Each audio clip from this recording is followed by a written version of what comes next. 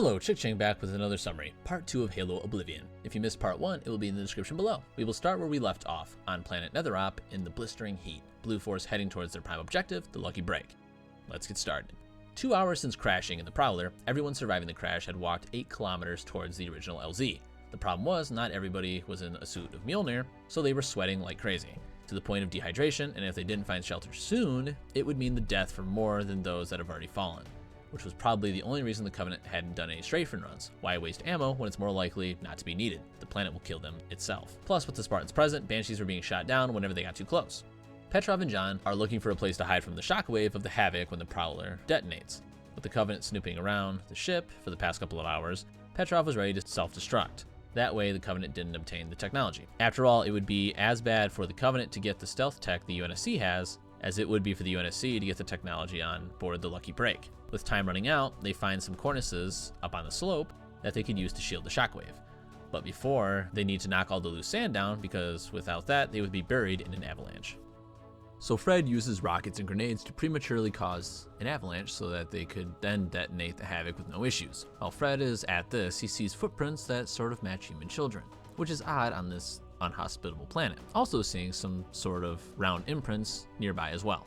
When Fred is told to get back to safety because the Banshees are taken off from the Prowler, he sees some kids off in the distance, about 500 meters to his approximation, with some sort of giant spider machine. He tries to get their attention, but they don't seem to understand, or more likely, they can't even hear him. When the explosion happens, they are swept away. Fred gets knocked down and buried, causing his suit to go into lockdown mode. Everyone else for the most part is safe under the cornices. John, Linda, and Kelly catch a few falling Marines that lost their grip in the sand. Once the shockwave passes, they make their way to the top and reconnoiter. Fred is still rebooting, but tells them that he saw some kids with some sort of spider machine.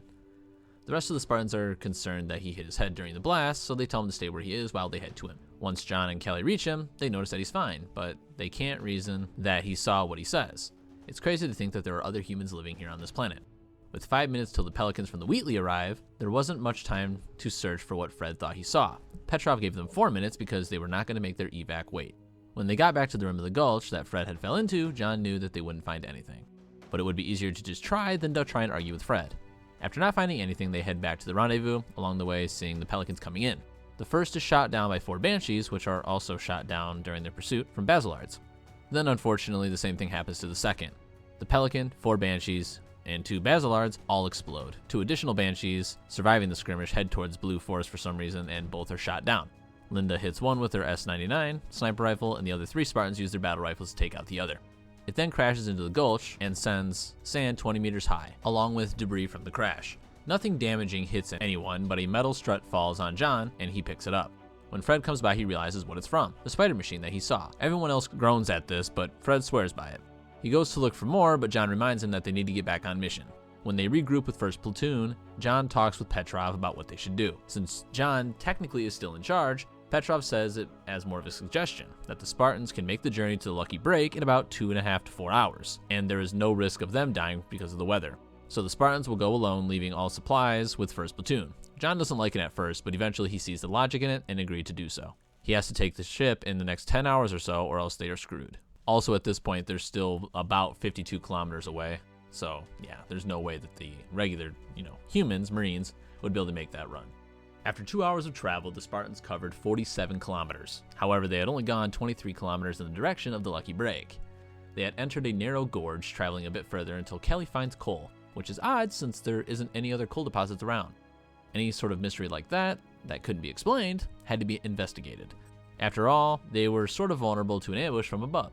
So they backtrack and head up to the top and scout it out. After doing so, they find a trail that was left behind, circular tracks. John has Fred come up with a spider leg, and it's a perfect match.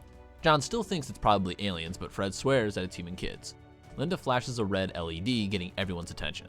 Then, lets everyone know that there are about 20 targets ahead and confirms what Fred has been saying all along. They were human children. Some are a bit older, but most of them are, about the same age or younger than John and the other Spartans. The Spartans try to get their attention, but they take off. Fred starts to follow, but John stops him. It wouldn't look good to chase after them. Based on the area around them, they know that it was probably for sure an ambush. While contemplating this, another spider machine comes out of nowhere and runs by them, pointing what they think is some sort of antenna towards them. They fire it at Fred and his armor crackles and he shuts down. John opens up on the weapon and destroys it. Shrapnel from it injures the 3 kids that are inside. They charge John and he ducks to allow it to pass over. However, it stops directly over him and drops down, trapping him where he is. Kelly throws a grenade past everybody, letting it detonate over in the sand. Then pulls out another one and throws it in the machine. However, it's not primed. All 3 kids dip out of the vehicle and run away. The little girl with a gash on her head is named Lena. One of the boys has a shard going through his palm. His name was Oscar. And then the other boy, who was unable to walk at this point because of an injury to his leg, his name is Arnie. Kelly gets John out from underneath the vehicle and Fred's LED came back online. He lets John know that it was a microwave burst that sent his armor into lockdown, causing it to reset. Kelly goes after the kids while Fred and John discuss the situation. Linda is keeping an eye on the other spider machines that are heading away from them. John and Fred catch up with Kelly to help gather all 3 kids who keep lobbing rocks at them. They then get them separated, but still within sight of each other to show that they're not in any immediate danger. The little girl yells at John, saying that she will cook him, which causes him to pause. He understands her. She stops fighting when he hears him talk, and John decides to try bargaining with the kids since they don't appear as enemies. At first, it doesn't really seem to be going very well because they do not trust the UNSC, but eventually John wins them over with the idea of getting them off the planet. Even though their ancestors were insurrectionist pirates that caused them to get marooned on the planet, which itself stuns and upsets the Spartans, especially after finding out all of the parents, for the most part, are dead because of how harsh the planet is. They board back on the spider machine and head towards the Lucky Break.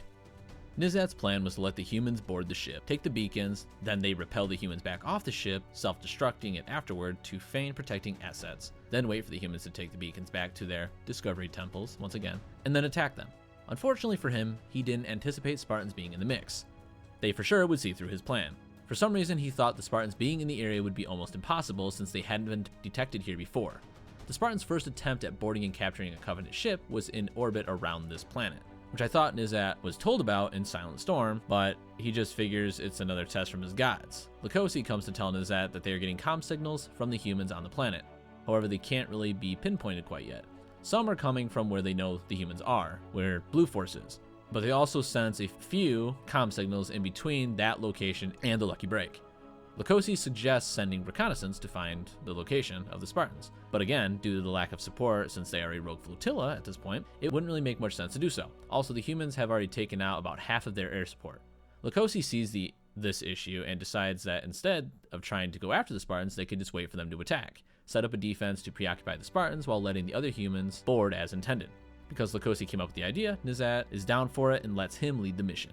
But right on time to cause problems, the fleet of Swift Justice shows up and declares execution of betrayal. This is obviously because of what happened on High Charity. A shipmaster of Nizat's states that they can leave right away without losing the flotilla, but Nizat does not want to surrender the mission.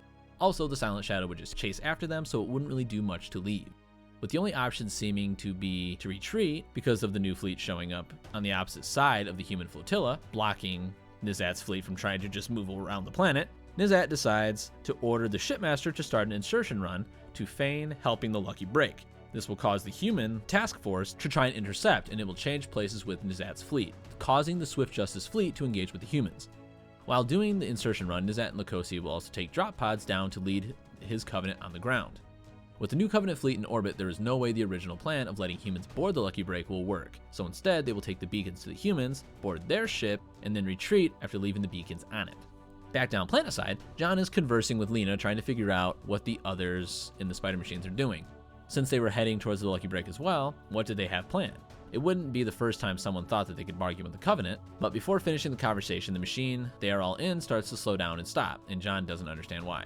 They have plenty of fuel, coal. Lena, however, tells him that it's power that is the problem, since they burn coal to create steam for power, and well, Kelly put a bunch of holes through the steamer, so there was no fixing that problem. During all of this, John overhears the captain of the Wheatley notifying the task force above that they are under threat of imminent attack by Covenant ground forces, led by Nizat and Lukosi obviously, which will take less than 30 minutes for them to get there. Pantea states that they can have 10 Nandel fighters there in about 20 minutes. Also reports that 8 stealth vessels are making a planetary insertion, the Trick, which should take about 20 minutes as well, not knowing that they are actually enemies of the Covenant already there. John chirps in stating that they will reach them in about 30 to 40 minutes, but the Wheatley says that will be too late. Unable to defend the ship, they would have to dip out. John acknowledges them and tells them that there are young castaways on their way, but other than the spider machines, they are not much of a threat. The Wheatley understands and states that if they arrive and nobody's there to greet them, be careful on entry because it's booby-trapped. Lena, the entire time that he's having this conversation, is trying to get his attention because he just stopped talking in the middle of their conversation. John has Fred take lead and wants Linda to follow him on the way to the Wheatley now. Kelly to get the 3 castaways that are with them to safety and catch up with them afterwards. Her speed made that much more likely. Just before John leaves, Lena tells him that the other castaways won't trust him, but that doesn't mean he has to kill them. Samson and Roselle are their names. This part's kind of annoying because she says this when John tries to reassure her that they all want the same thing. Lena won't believe him. And then when John asks how he can make the others trust him, she refuses because she doesn't even trust him. Like, make up your mind. Do you want him to help or not? Do you want him to kill Samson and Roselle, or do you want him to be able to gain their trust? I don't understand the logic here. Granted, she's literally like anywhere from 8 to 12 years old. I don't think it ever actually says particularly, but she's not very old, so obviously she's not going to think with a lot of logic. While heading to the destination, the Spartans are trying to figure out what is at play by the Covenant. None of what they have been doing makes any sense tactical-wise. But John keeps reminding everyone that they don't think like humans do, because obviously they are not human. Also wondering why there isn't more Covenant attacking since there is a new fleet in space fighting the task force. Potentially because of lack of communication, which could explain the drop pods, which are Nizat and Lukosi.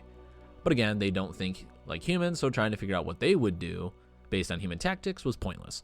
After all, they realized instead of defending their ship, the Lucky Break, they were attacking the Wheatley, which is weird because defending is usually much easier than attacking. So instead of creating barely trackable comm static while trying to figure it out, they go into silent mode hoping to find some sort of revelation before reaching the destination. Kelly gets all the kids into a cave to hide out and to either wait for her or the other Spartans to come get them, or the Marines that are following in behind. Oscar and Arnie are on polypseudomorphine to help with their pain, so they seem to be kind of out of it. Kelly leaves a pistol with Lena to defend themselves, and they see Covenant troop carriers touching down. Lena is still combative about being rescued by the UNSC for some reason, and Kelly takes off to deal with the aliens dropping in behind Blue Team.